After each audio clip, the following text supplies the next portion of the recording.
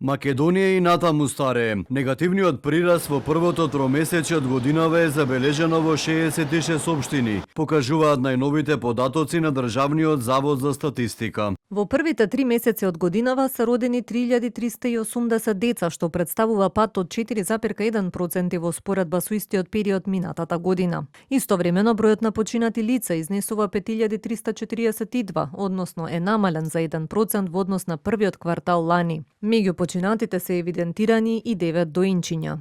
И податоците на Евростат покажуваат намалување на населението во Македонија, што е става земјава во група на држави со водечки негативни демографски трендови во Европа. Причините се негативен природен прираст и иселување, тренд кој веќе подолг период е присутен во земјава.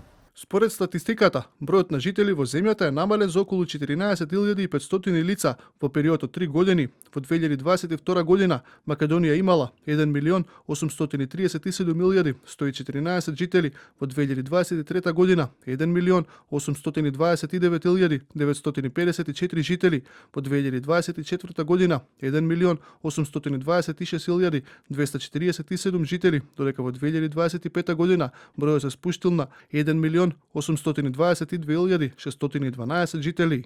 Социологот Илија Ацевски вели дека проблемот е доста сложен. Со оглед на тоа како земјата се развива, последиците вели веќе се чувствуваат. Коренот според него лежи во образовниот процес, но и промената на вредносните позиции кај младите.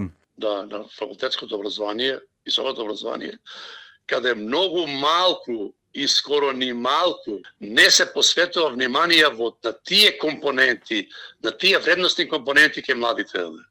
Едноставно као да тие се чувствуваат дека живеат во еден стадиум, период кој поминува и дека првата прилика да го напуштат тој простор, тоа општество. Вчера се огласи од Македонската православна црква. Отаму најавија формирање на фонд кој ќе помага на многу детни семејства. Владата пак веќе разгледува мерки за даночно леснување за мајките, поддршка за семејствата, како и подигнување на јавната свест за демографските предизвици. За да се справи со негативниот природен прираст, новата власт вработи специјален советник за намалениот наталитет, а Министерството за труд доби дополнителна дејност за демографија и млади, но резултатите ниту на повидок. Македонија е се уште на врвот на неславната листа на земји со најголем број пензионери и се помал број на новородени.